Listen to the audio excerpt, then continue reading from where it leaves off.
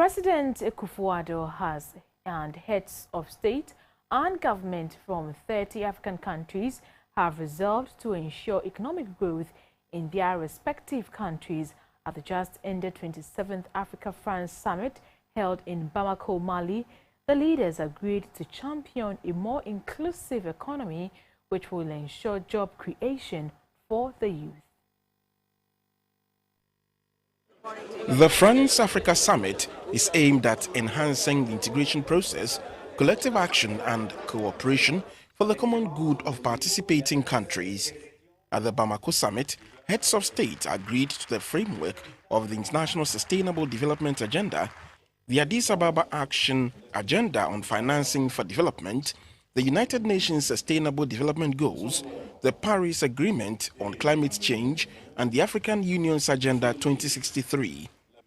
Leaders at the summit resolved to make education and vocational training priorities, as these will improve human development and the integration of young Africans on the labor market.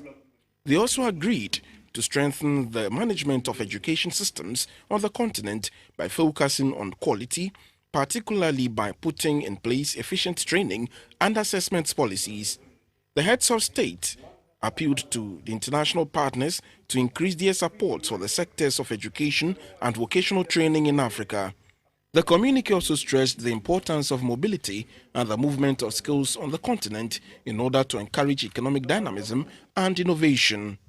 On the issue of security in West Africa, the heads of state are determined to develop joint border patrols in the fight against Boko Haram. France also pledged to continue supporting the operationalization of the Africa Standby Force.